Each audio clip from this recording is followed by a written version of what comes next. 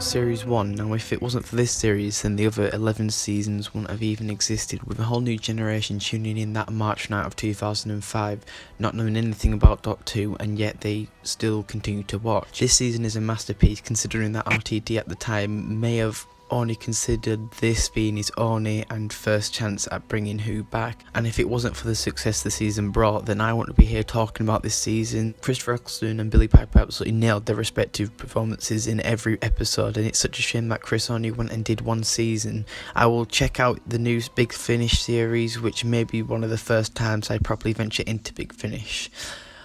By the way, the premise of this series is that I'm going to be looking back at the seasons of New Who, so in this case the first season of New Who in retrospective and the 13 episodes individually, where I then rank them from worst to best. So let's get started with a fantastic, pun intended, introduction to the revived series. The title sequence and the theme are still iconic, and the introduction of the story, starting with Rose Tyler's average life, was great, though dated for that time. I love the use of the Autons here, and it was to show that the Doctor is more in his depths here, to show that he's in control. And may I say, Nine's character has so much new depth to the mystery of the Doctor, having Russell essentially retconning what they wanted to do with the character in his final appearances on screen, like making the Doctor a god in the final season of the classic series, or when they tried to make him half human in the TV movie, which both, whilst being quite ballsy concepts, I couldn't see what they would have done executing that concept. Instead, we are introduced to the Time War, which is first referred to when the nesting consciousness identifies the TARDIS as superior technology and is terrified of it because of the events of the Time War, with Nine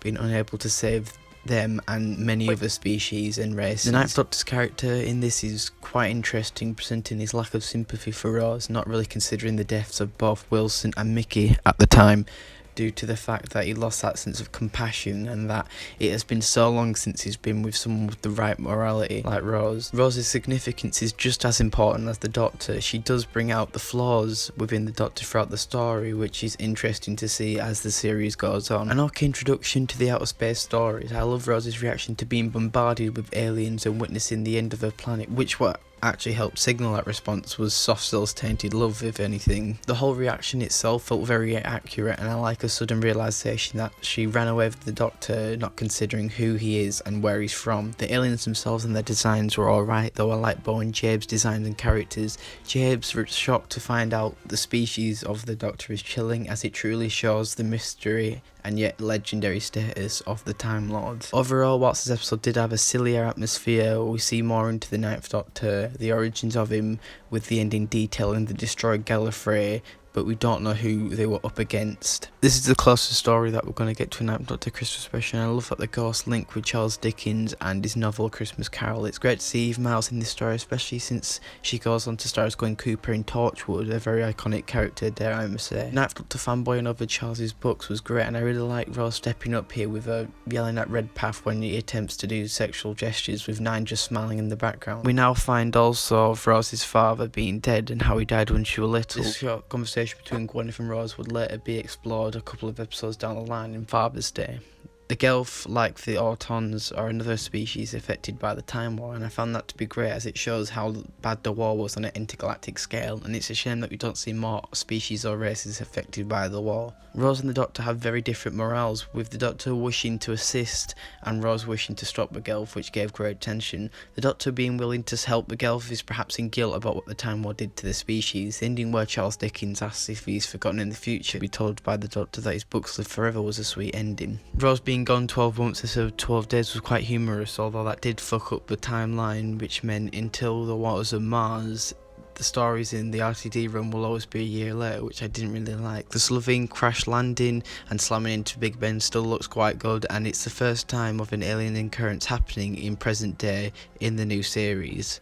The Doctor finally giving Rose a TARDIS key felt like such a sweet moment, and shows how much trust he has for her now. The Slovene, what's a silly concept, are quite intimidating villains, which whilst they do get a bit dumbed down when they are up against Sarah Jane in the Sarah Jane Adventures, they are quite threatening here. Mickey is quite annoying through this story, but I guess it is quite justified, as Mickey was actually accused of murdering Rose due to a year-long absence.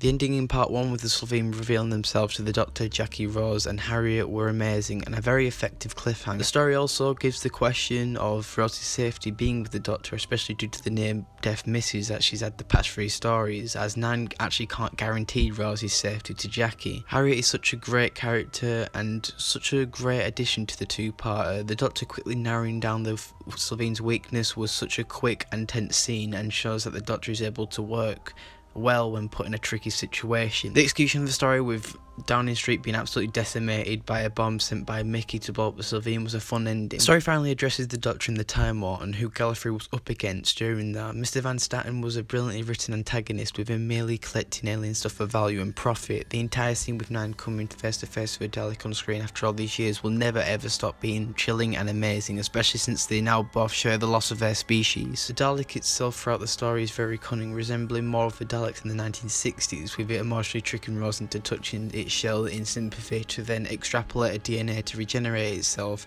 to then when the Dalek actually strategically shoots at the ground after letting off the fire sprinklers to electrocute and slaughter the entire troop of soldiers. So that despite all the slaughter, the Dalek is constantly being underestimated, especially when it's looking apparent to being unable to move upstairs, with it truly just destroying any weakness the base would have to stop it. Robert Sherman introduces this new factor to the Dalek as it questions its existence since it can no longer serve its purpose due to it developing feelings after fusing with Rose's DNA in order to regenerate itself. PTSD of the Ninth Doctor is shown prominently through the entire story when he tells the Dalek to die, when he yells at Van Staten after he assumes Rose is dead, and when he has a gun ready to actually kill the Dalek. The story actually ending with the Dalek ordering Rose to kill itself was quite sympathetic, and I quite like that the story serves as a great aftermath of the Great Time War for the Ninth Doctor and the Dalek. A story that definitely did good at expanding more on the distant alien worlds, but Adam was such a horrible addition to this story and did nothing, but I could maybe see him as perhaps a device for the Ninth Doctor's development to show what his boundaries are and displayed about meddling with time. Rose will do exactly what made Adam get sent home, so what is the point? Overall, not really much to say, definitely the weakest in the series, although Simon Pegg's performance as the editor was good. A story that definitely exposed the what would you do if you wanted to visit a deceased family member that I'm happy the show tackled this early in the run. The Doctor saying to Rose at the beginning of the story, be careful what you wish for, was a great and massive foreshadow of the events to come. Rose deciding to save his dad as she couldn't let him die was very relatable and some great development. Nine being furious at the fact though that Rose saved him and that he was even threatening to leave her was great, showing the severity of what she did and the naivety of her thinking that her dad, now being alive, wouldn't exactly affect time. The Time Reapers are actually an interesting concept, especially since they removed the Doctor's interior dimensions. Rose witnessing how Jackie and Pete wasn't as happy as you were told initially was heartbreaking. Pete knowing that his death is the way to fix time, he goes out on his own accord to get hit this time on purpose. Rose being there with him whilst he dies was sad, but at least he had someone there with him, something Jackie brought up to her at the beginning of the story. Whilst I don't entirely get its total praise, the story is still very good nevertheless. The setting of the story being in the Blitz was great, and Rose dangling in the air off a barrack balloon during a bombing raid was really tense. The introduction of Captain Jack Harkness was good, but Rose hitting on Jack's floaty advances throughout the story was a little annoying, completely disregarding Mickey at home. Dr. Constantine transforming into a gas mask zombie was disturbing and yet such an iconic scene. The new chemistry between the Doctor, Rose and Jack is great, and Nine treating the gas mask zombies like children to avoid death was good also. The execution of the story was great with the analogies saving everyone, leaving the Doctor happy, and that everyone lives was great for Nine's character, with the episode ending with the two picking up Jack as Nine and Rose share a waltz in the TARDIS. A fun little story with a dark undertone that builds up the Bad Wolf series arc conclusion quite subtly. Mickey's reaction to the new TARDIS trio was funny, and the return of Margaret was fun and interesting as we see a different side to her, to where she feels sympathetic and actually spares the news reporter because she's a child on the way, due to Margaret actually losing her family after the events of the episode 4 and 5 two-parter. The dinner scene between Nine and Margaret is great, especially when she fails at every attempt at killing the Doctor. Rose getting a comeuppance by Mickey, who's now dating someone else as he's tired of being Rose's mug, was so satisfying. Margaret triggering Nine's PTSD when discussing if the Doctor would essentially be her executioner, and that if they return her home she'd be killed. The ending that being Nine giving Margaret a second chance at life when the TARDIS reverts her to her egg-like state was really nice. The finale was such an epic way to end series 1, and that if Doctor Who was just to return with one series then this conclusion would be very effective. The story now shows the true might and power of the Daleks, who are now more than one, and it's shown so effectively here their ruthlessness when slaughtering the entire platform of people and leaving the Ninth Doctor so vulnerable and out of options. Part 1, starting with the trio being put in futuristic game shows, was great, but quite dated since none of the shows actually air anymore. The satisfying conclusion to the Bad Wolf story arc was great, and that it's Rose in her first season to take the stage and save the Doctor and his darker Sarah after shunning her away by sending her home. I really love that the Delta Wave that Nine was going to use to destroy all life on the platform could resemble the moment used by the War Doctor during the Time War, and shows how the Doctor is going to get it right this time and not use it. Jack's resurrection via Rose's godly power thanks to looking into the time vortex was interesting, especially what's to come later down the line in terms of his character when it's explored in his very own show that air a year after this, and when he returns 2 years later in the show in the finale for the 3rd season. I honestly must add Nine's selflessness here and how he gives up his incarnation to save Rose as her mind slowly being burned because of consuming the time vortex. And it's just a sweet bond. I don't consider Nine and Rose as like a love couple, but more like best friends, if you get what I mean. As Nine wasn't looking for love, he was looking for a friend that could help him grieve after the Time War. The Doctor's quick rundown on regeneration and his short sweet speech to Rose about how amazing she was to him was great, and a nice end to Nine's brief error. So with 13 episodes all reviewed, where would they go in terms of rank? I'm going to go through this quite swiftly. So at number 9, The Long Game. Number 8, The End of the World. Number 7, The Unquiet Dead. Number 6, Empty Child and the Doctor Dances. Number 5, Aliens of London World War 3. Number 4, Boomtown. Number 3, Father's Day. Number 2, Dalek. And number 1, Bad Wolf and the Parting of the Ways. In conclusion, Series 1 explores a new mystery still within the Doctor, as we have the Ninth Doctor experiencing a lot in his first and only season, with his lack of sympathy shown to Rose, to where he then sends her home in fear of her own safety in the finale. The Doctor's PTSD has been tested a lot in this season, but with Rose helping him along the way, he later finds the right morality, something that he lost in the Time War. Rob!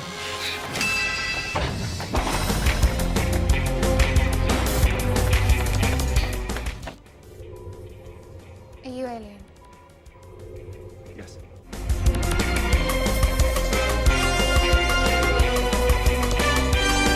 If you are an alien, how come you sound like you're from the north? Lots of planets have a north.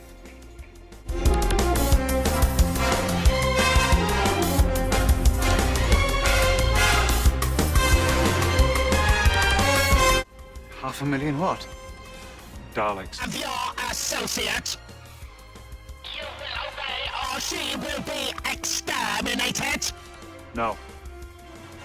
What is the meaning of this negative? It means no. But she will be destroyed. No! Because this is what I'm gonna do. I'm gonna rescue her.